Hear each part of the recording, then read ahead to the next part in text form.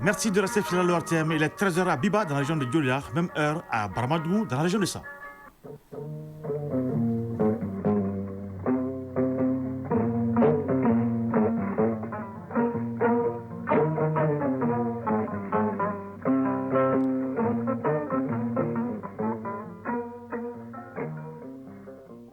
Le journal. Isaac Thilou.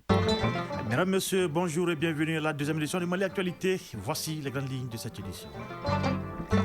La journée internationale des forêts a été célébrée au Mali. Cette célébration a été couplée au lancement officiel des alliances productives dans le cadre du développement durable des produits forestiers non ligneux. Forêt et aliments, c'est le thème donc, de cette journée et donc on reconnaît, nous dirons un peu plus.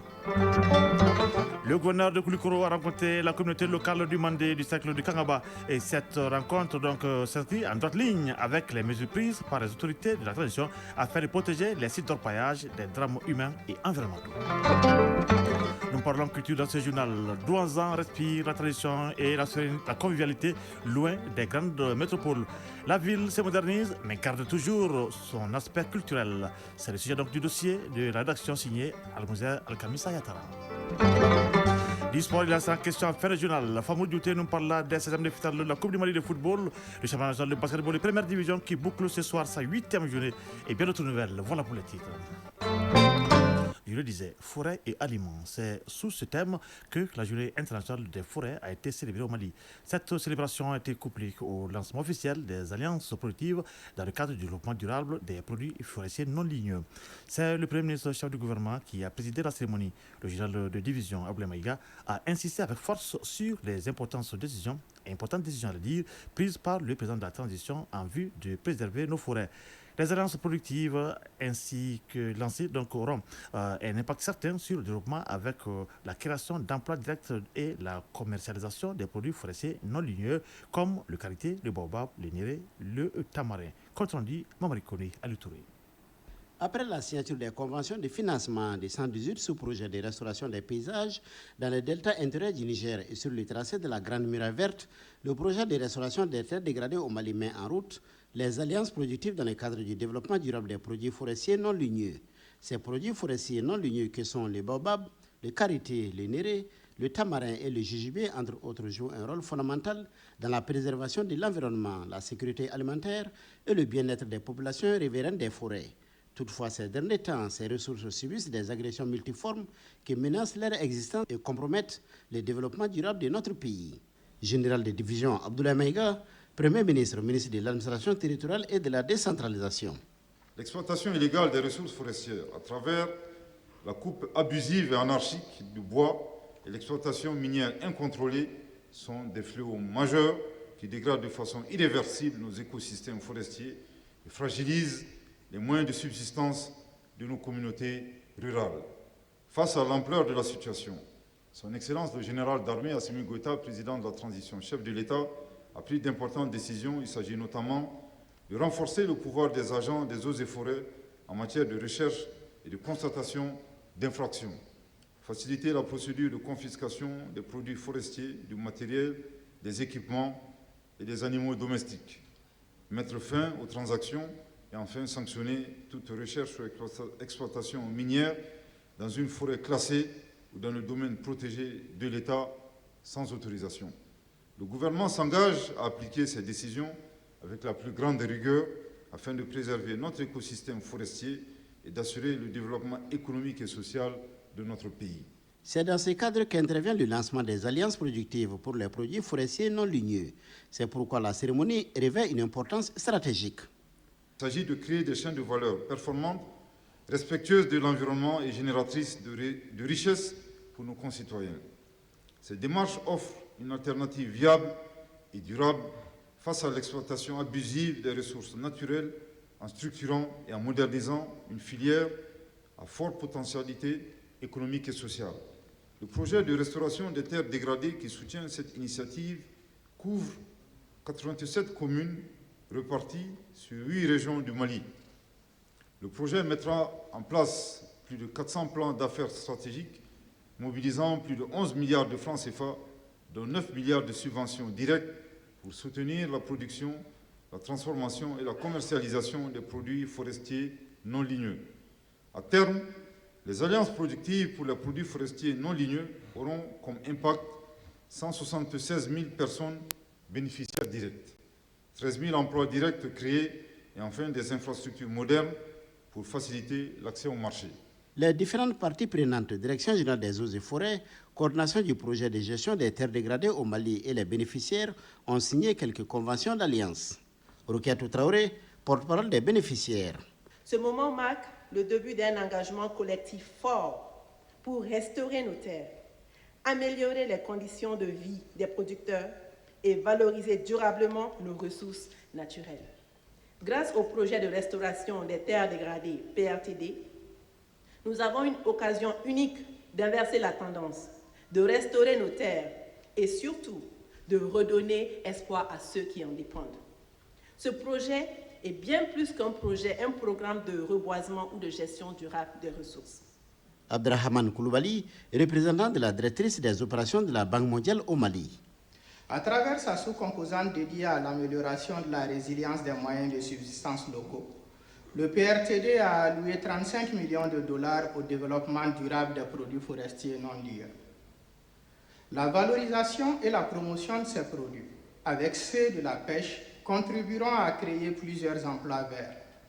Elles permettront également aux communautés vulnérables de diversifier leurs revenus et de renforcer leur capacité à faire face aux chocs climatiques extrêmes en augmentant leur résilience.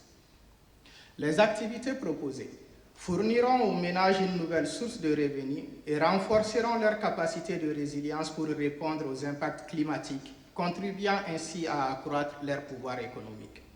Le lancement officiel des alliances productives pour les produits forestiers non ligneux est couplé à la célébration de la Journée internationale des forêts, placée cette année sous le thème forêt et aliments. Doumbia Mariam Tangara, ministre de l'Environnement, de l'Assainissement et du Développement durable. Une occasion solennelle pour rappeler le rôle fondamental de nos forêts dans la préservation de la biodiversité, la lutte contre les changements climatiques et l'amélioration des conditions de vie des communautés locales. En couplant ce lancement à cette célébration mondiale, nous réaffirmons notre engagement en faveur d'une gestion durable et inclusive des ressources naturelles, plaçant les produits forestiers non ligneux au cœur des stratégies de développement durable. Le ministre en charge de l'Environnement s'est engagé à accompagner de façon continue les bénéficiaires du projet à travers la mise en place d'un dispositif de suivi technique et institutionnel. Il entend également renforcer les cadres législatifs et réglementaires en vue de garantir un environnement propice aux investissements et la protection des ressources naturelles. Restons dans le cadre de l'environnement pour dire que la communauté du Mandé, du cercle du Kangaba, a été reçue jeudi au gouvernement de Koulikoro par le chef de l'exécutif régional. Cette rencontre avec la communauté locale s'inscrit en droite ligne des mesures prises par les autorités de la transition afin de protéger les sites d'orpaillage des drames humains et environnementaux. Les échanges du jour ont porté sur la compréhension des mesures et l'application stricte des recommandations qui en découlent. Le reportage Adama Traoré. Suite aux mesures prises par les autorités de la transition sur nos sites d'orpaillage, le gouverneur de Koulikoro a tenu à échanger avec la communauté du Mandé touchée par ces drames. Les pourparlers ont permis d'aboutir à une meilleure compréhension des mesures prises lors du Conseil des ministres du 5 mars dernier. Sekou Keïta, président de la coordination des jeunes du Mandé. L'objectif, c'est pour que nous puissions toujours parfaire ce secteur-là. Faire en sorte que nous puissions avoir une exploitation digne de ce nom, sans incident, et une exploitation normale qui va aussi vraiment nous aider à protéger nos terres cultivables et aussi que l'État malien tire profit vraiment des ressources minières du pays. Une rencontre qui a permis aux responsables des services techniques concernés de donner des explications sur les bien fondés des mesures prises par nos autorités. Lassena Guindo, conseiller technique au ministère des Mines. Il y a des pistes de solutions vraiment qui se dessinent. C'est de voir, d'appliquer toute la loi, mettre en œuvre la décision qui a été prise par le gouvernement et vraiment continuer le dialogue, les discussions, la sensibilisation, la vulgarisation là avec la communauté. Soumana Fofana, conseiller technique au ministère de l'Assainissement. Je peux dire que les échanges ont porté fruit puisque ça a permis d'éclairer leur lanterne par rapport à ces nouvelles dispositions qui sont prises aujourd'hui. de demander leur accompagnement par rapport à la mise en œuvre, puisque tout ce que nous faisons, c'est pour l'intérêt de toute la nation, mais c'est pour l'intérêt aussi des communautés qui sont au niveau de ces zones d'exploitation. Pour les autorités régionales, la rencontre a été une réussite et les réflexions ont été à la hauteur de la rencontre. Mohamed Aïdra, représentant du gouverneur de Koulikoro. Vous avez pu constater, les femmes, les jeunes, les élus, tout le monde a compris ce que nous avons fait appel aux techniciens des deux départements, le département des mines, tout comme le département de l'environnement et de l'assainissement aussi, qui ont donné des explications par rapport vraiment aux mesures prises, par rapport à la délivrance, tout le processus de délivrance des permis environnementaux ou des permis d'exploitation. Au-delà de la rencontre, le gouverneur a souligné sa détermination à accompagner la communauté dans la recherche du bien-être de celle-ci. Koulikoro, Adam Traoré, Salifou Maïga pour l'ORTM. Radio Mali, à Kita et environ 105 MHz en FM. Le chef de l'exécutif régional visite le chantier du nouveau camp militaire de Kita. Par cette visite, le gouverneur réaffirme l'engagement des plus hautes autorités dans le cadre de la sécurisation des personnes et de leurs biens. Les travaux du nouveau camp militaire de Benkadi Founia sont exécutés à 94%, sinon à 95%. Au sortir de sa visite, il s'est réjoui de la qualité de l'ouvrage réalisé et du taux de travail, d'avancement donc de cette entreprise qui réalise ce travail. Et bien, de Kita, Mamadou Aloubari.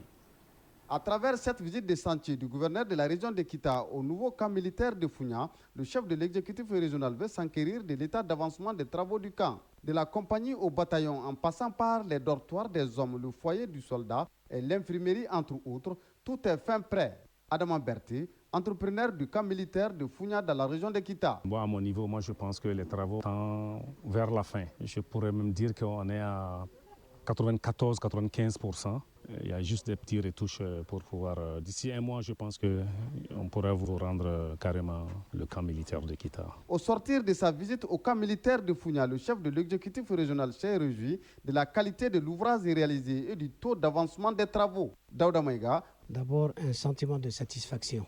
Presque 13 mois que nous n'avons pas visité cet endroit et nous avons eu l'agréable surprise de trouver que les travaux sont réalisés à un niveau de 94%.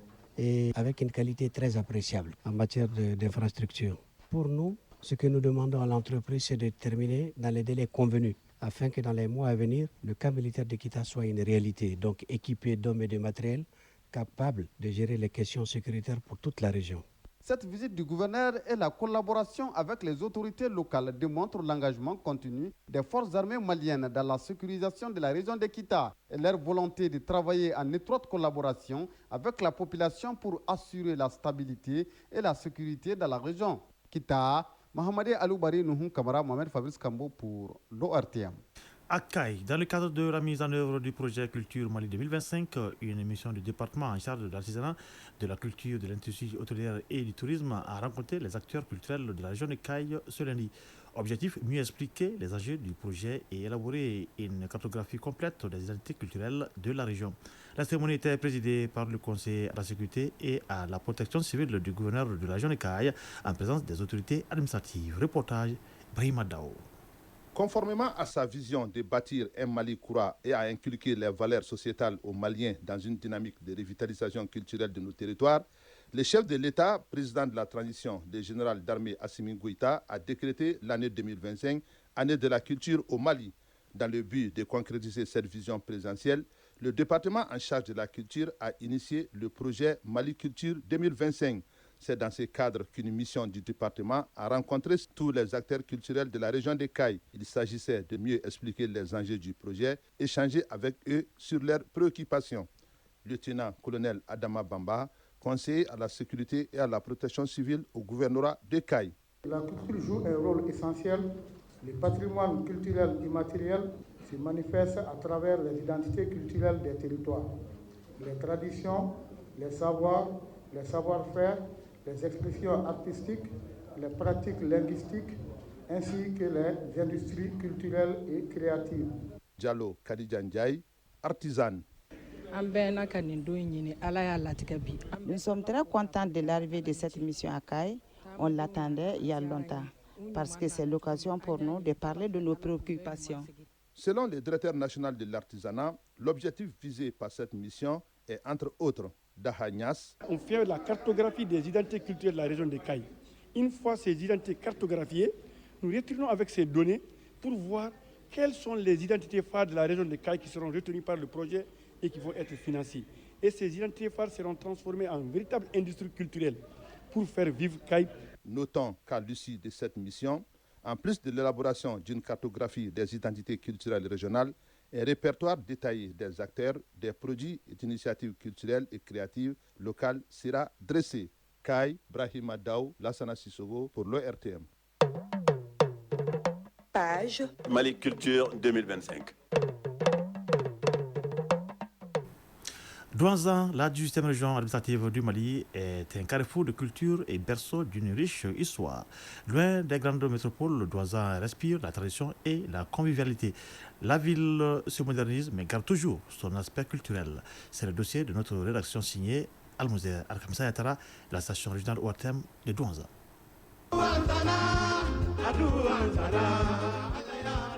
Douanza est un véritable melting pot culturel. De Dogon au Pel en passant par différentes ethnies cohabitent et enrichissent la vie de la ville. On ressent cette diversité dans les langues parlées, les traditions et les arts.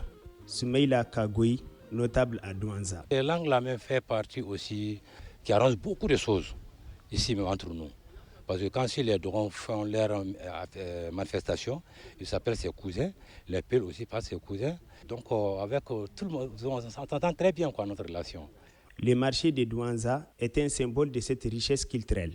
On y trouve des produits locaux, des vêtements traditionnels, des objets artisanaux uniques. Chaque vendeur porte en lui l'héritage de son peuple et transmet ses savoir-faire à travers ses produits. Mamadou Diara, tradithérapeute. S'il y a les mariages entre les gens, il y aura beaucoup de choses, les ethnies. Mais Douanza n'est pas seulement une ville de tradition. Elle se tourne également vers le futur en s'adaptant aux défis du monde moderne, tout en préservant son identité.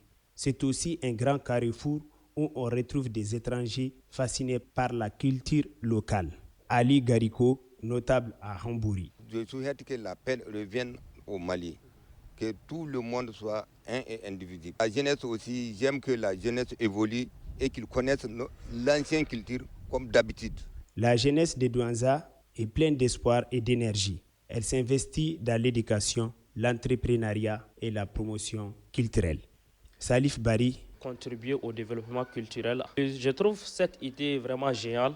Et la culture, c'est ce qui nous reste après avoir tout perdu. Comme on le dit, l'homme, on t'identifie à travers ta culture. C'est la culture qui parle d'abord. À Douanza, la presse locale joue également un grand rôle dans la promotion de la culture.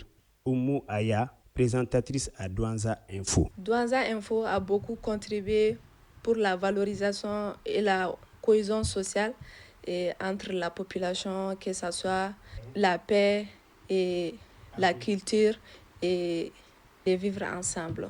On est là pour tout le monde.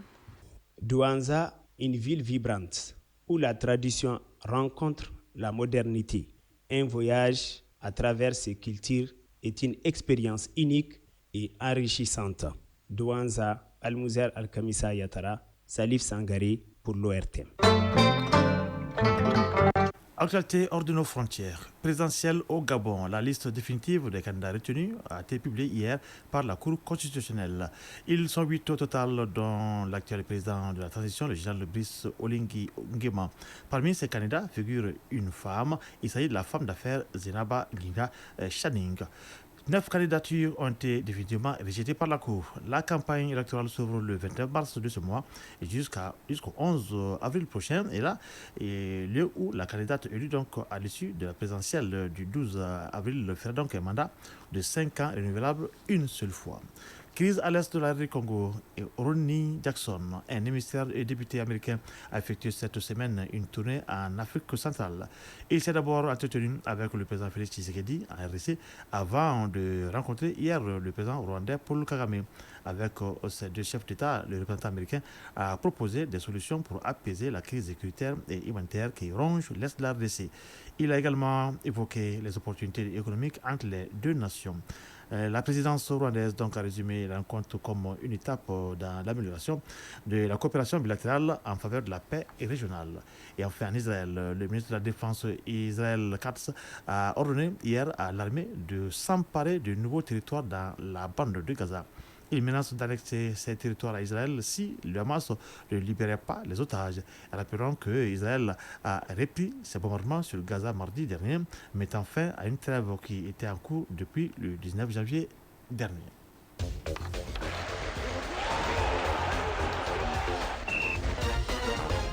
Sport. La phase fédérale de la Coupe du Mali de football commence ce samedi. 8 matchs sont au programme, notamment AS Biton Djoliba, AS Médine de Sigasso, Stade Malien de Bamako. Sur le continent, les éliminatoires de la Coupe du Monde 2026 se poursuivent. La 5e journée s'achève ce samedi avec 2 matchs. En basketball, la 8e journée du championnat national de première division prend fin ce soir. La synthèse de l'actualité sportive avec Famour Durté. En basketball, la 8e journée du championnat national de première division prend fin ce soir avec le duel entre Atar Club de Kidal et l'USFAS chez les messieurs à partir de 20h. Auparavant, il y aura les rencontres Djoliba AC USFAS et Real Stade Malien sur le tableau féminin. Ces 3 matchs seront précédés par l'opposition AS Real Stade Malien de Bamako à messieurs. Ce sera à 14h au Palais des Sports Salamatou Maïga. En ouverture ce vendredi, en série dames, l'AS Commune 5 de Bamako s'est lourdement incliné 53-95 devant l'AS Police. Le CRBT a perdu 70-79 contre Calaban Sport Club chez les dames. Chez les messieurs, le CRBT a battu le centre Mamoutou Kane 51-42 et Faso Kanou a été dominé par l'AS Police 55-76. Débutée depuis mercredi, la 5e journée des éliminatoires du mondial 2026 de football la zone Afrique s'est poursuivie jeudi, vendredi et prend fin ce samedi avec 2 rencontres dans le groupe B. Il s'agit des oppositions Togo-Mauritanie à 16h et Soudan-Sénégal à 19h. Avec seulement 3 points au compteur, les éperviers du Togo sont actuellement 4e du groupe B et doivent décrocher une victoire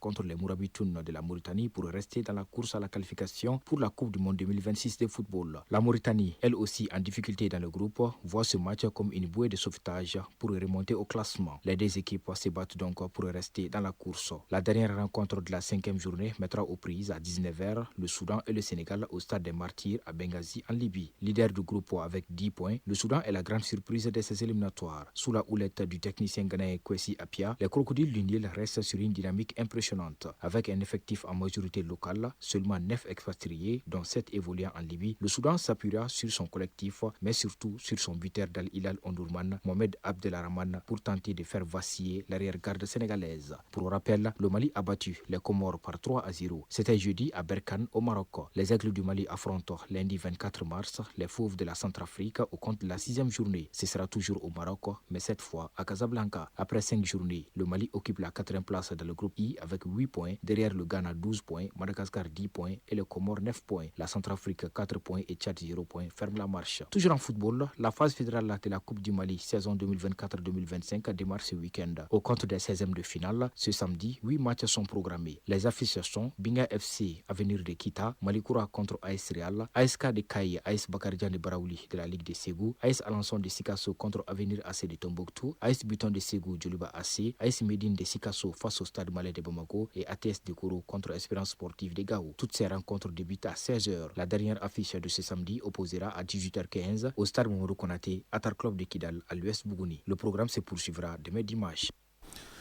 Voilà, ce journal s'est pendant qu'il est 13h passé de 23 minutes à Nonsombougou dans le secteur de Kolokani et à Badogo dans le secteur de Yanfolila.